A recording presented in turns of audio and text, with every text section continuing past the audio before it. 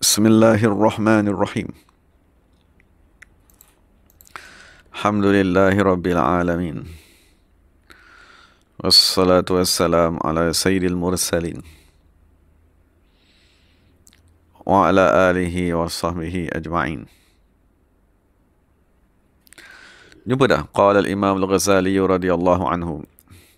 Wa yanwil imamul imamata, betul? Maksud kita sekarang ni pada penghujung kaifiat amalan zahir. Tadi di penghujung ni Imam Ghazali nak bincangkan solat secara berjemaah. Mana kita ada imam dan kita ada makmum. Jadi Imam Ghazali kata, wa yanwil imamul imamata.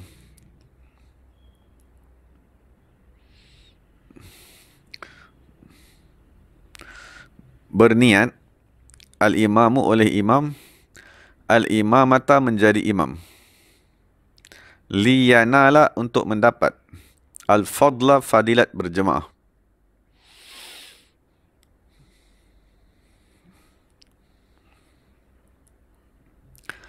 Fa'illam yanwis, kiranya imam tidak berniat,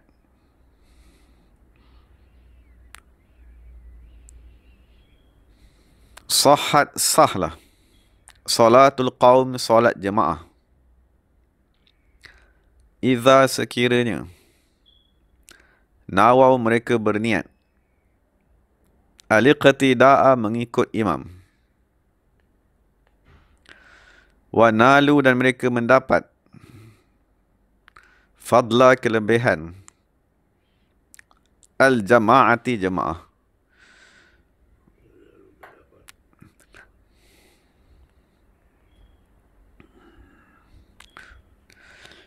Jadi dia beza, imam niat berjemaah hukumnya sunat. Kalau tak niat, imam sah. Makmum niat jemaah ialah syarat sah.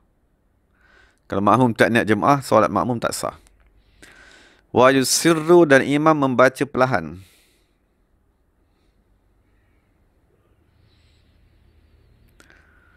Bidu'ai, dengan doa.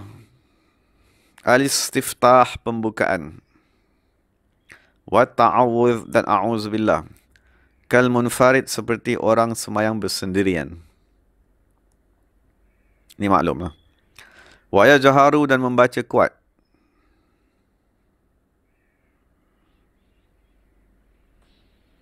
Bil fatihati, surah Fatihah. Was surati, dan surah. Fi, pada. Jami'is subhi, keseluruhan subuh.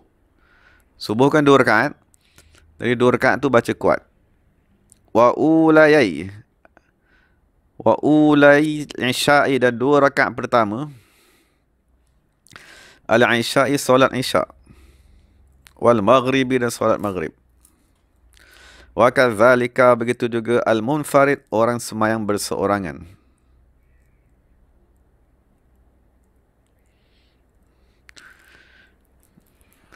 Jadi kalau kita cuba bincang sedikit lah, kenapa baca kuat tadi? Di waktu malam dan di siang bacaannya perlahan. Jadi kalau kita cuba bahagikan masa, kita ada masa malam dan siang. Maknanya malam pun kita berjemaah, siang pun kita berjemaah. Cuma apa beza malam dan siang tadi? Siang ialah untuk kita melaksanakan tugasan, melaksanakan hubungan dunia, untuk kita tadi beraktiviti, apa yang perlu dibuat. Jadi persoalannya malam. Malam ialah waktu menerima arahan.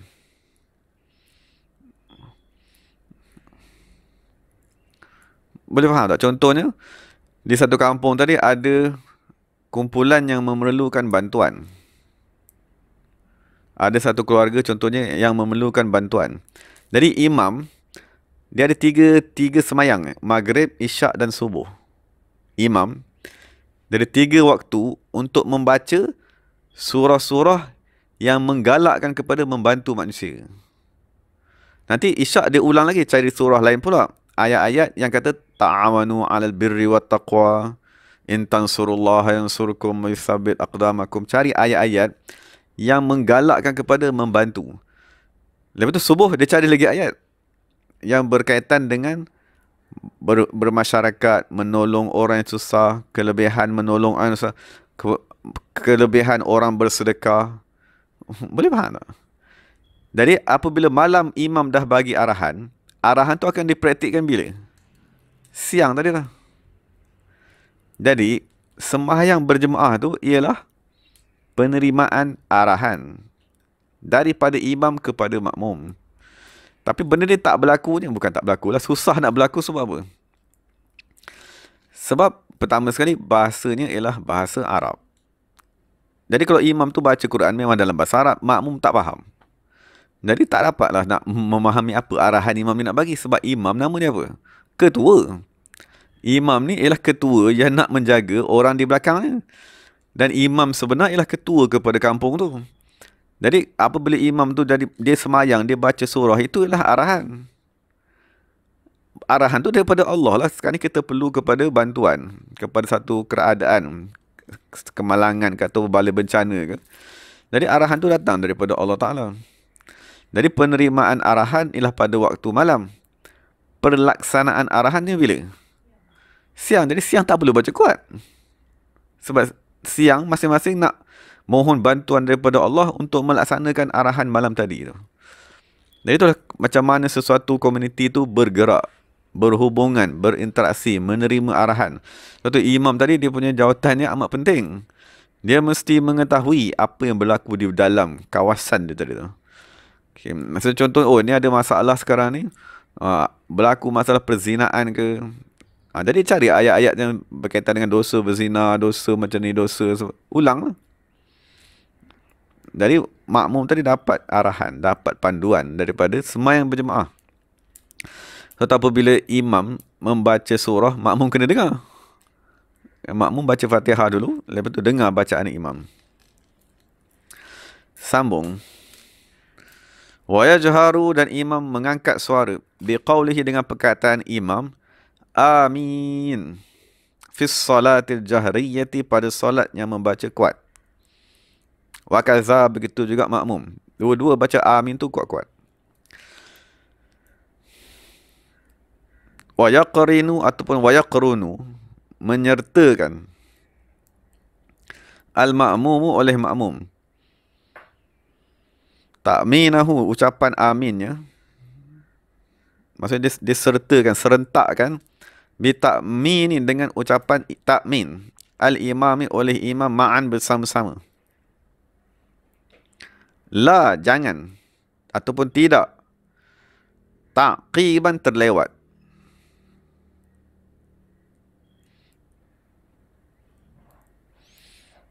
Kenapa dia tak bagi lewat tadi? Sebab bila imam sebut amin, yang akan sebut bersama-sama imam sebenarnya siapa? Malaikat. Bila malaikat sebut amin, sebab malaikat diikut imam. Bila imam sebut amin, malaikat pun sebut amin. Bila malaikat sebut amin, apa jadi? Pintu langit terbuka. Jadi bila pintu langit terbuka, doa dimustajabkan pada ketika itu. Jadi kalau makmum sebut lambat, pintu langit dah tutup, jadi tak dapat mustajab lah doa tadi. So dia ajarkan supaya sebut bersama-sama imam, jangan terlewat, jangan terdahulu. Wa yaskutul imam, dan diam imam, saktatan, satu diam, aqibal fatihah, setelah fatihah. Liyathuba, untuk penuh, ilaihi, kepada imam, nafasuhu, nafas ni semula. Ni faedah daripada kepada imam lah. Maksud imam tadi dah baca Fatihah, nak baca daripada siratal lazi sampai waladdallin, kan panjang nafas nak pakai. Jadi nafas nak pakai panjang. Jadi selepas habis dallin amin, imam tu berehat, susun balik nafas tadi, penuhkan balik dadanya dengan udara, dengan oksigen. Jadi dia tunggu sekejap. Nah, sementara dia menunggu, menyusun balik pernafasan dia, adalah doa-doa dia baca pada ketika itu. Makmum baca Fatihah pula. Masa tu baru dimohonlah ilham. Maksudnya dia dah susun dah tadi apa surah nak baca, apa ayat nak baca, apa taklimat yang nak diberikan kepada makmum ni. Boleh. Kalau makmum dia amin dia tersebut cepat sikit daripada imam. Tak mustajab lah dia punya amin tu. Boleh ke? Boleh, tapi tak mustajab. Tak mustajab. Sebab setiap orang sebut amin tu, setiap orang doa untuk diri dia masing-masing. Imam baca untuk semua. Imam doa untuk semua, tapi mustajab pada setiap individu tu perlu sebut amin. Jadi kalau dia sebut terlepas, tercepat, terlambat, mungkin dia tak mustajab pada diri dia lah, orang lain dapat. Wa yaqra'u dan membaca. Al-ma'mumu ma'mum. Al-fatihata fatihah.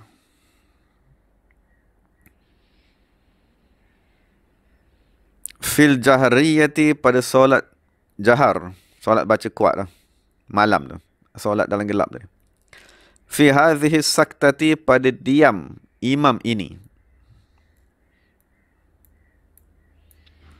Liyatamakana untuk mampu.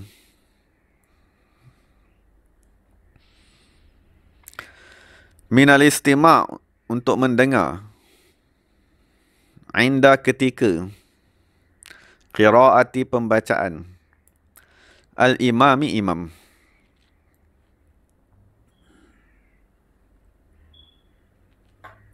Wala dan tidak. Ni kita bincang tadi, makmum dia mesti apa dia? Istima' mendengar bacaan imam. Mendengar tu ialah mengambil arahan. Menerima arahan untuk dilaksanakan esok harinya. Wala yaqra'u. Dia kata, wala yaqra'u, tidak membaca. Al-ma'mumu oleh makmum. As-surata surah. Fil jahriyati pada solat kuat. Bacaan. Maknanya maghrib, isyak dan subuh tadi. Illa melainkan. Iza lam yasma' sekiranya dia tidak mendengar. Sautal imami suara imam. Ini maklum lah. Maksudnya kalau makmum tadi jauh. Imam baca surah dia tak dengar. Maka dia baca jugalah surah sendiri. Untuk panduan dirinya sendiri. Wa yaqulul imamu berkata imam. Sami'allahu liman hamidah. Mendengar. Maknanya mustajabkan. Allahu oleh Allah. Liman hamidahu kepada sesiapa yang memujinya. Inda ketika. Raf'i ra'sihi mengangkat kepalanya. Minar ruku'i daripada ruku'. Wa kaza begitu juga al-ma'mumu ma'mum. Wala yazidu dan tidak menambah. Ni ada maklum ni kita baca je lah. Wala yazidul imam ala salasi. Ke atas 3. Fi pada. Tasbihatir ruku'i. Tasbih ruku'. Was sujudi dan sujud. Untuk meringkaskan semayang lah. Wala yazidu dan tidak menambah. Fit tasyahudil awwali. Dalam tasyahud awal. Ba'da qawlihi setelah perkataan imam. Allahumma salli ala Muhammad wa ala ali Muhammad. Maksudnya dalam tasyahud awal selepas dia selawat terus bangun. Wa yaqtasiru dan dimeringkaskan. Raka'atainil akhirataini. Pada 2 rakaat yang akhir alal fatihati atas membaca fatihah sahaja. Wala yutawwilu tidak dia memanjangkan solat. Alal qaumi ke atas kaumnya. Maksudnya jemaahnya lah. Wala yazidu dan tidaklah imam tadi menambah. Ala du'aihi atas doanya. Fit tasyahudil akhir pada tasyahud akhir. Ala qadri tasyahudi wassalati ala Rasulillah sallallahu alaihi wasallam. Betul. Pada rakaat yang tasyahud akhir, contohnya kalau kita baca imam tu, kalau dia baca tasyahud seminit. Dia baca tasyahud at-tahiyyatul mubarakat, kita kata 30 saat. Dia baca Allahumma salli ala sayyidina Muhammad 30 saat. Jadi maknanya rukun 1 minit. Jadi kalau dia nak baca doa, sebelum salam. Doa tu jangan lebih 1 minit tu. Itu maknanya yang Imam Ghazali kata, jangan lebih doa tersebut daripada kadar tasyahud dan selawat. Wa yanwi, dan imam berniat. Indas salami, ketika memberi salam. Imam tadi berniat as-salama, memberi salam. Alal qawmi wal malaikati, kepada jemaah dan malaikat-malaikat. Wa yanwi, dan berniat al-qawm, jemaah tersebut, bitaslimihim, dengan mereka memberi salam. Dia apa dia nak niat? Jawabahu, menjawab salam imam.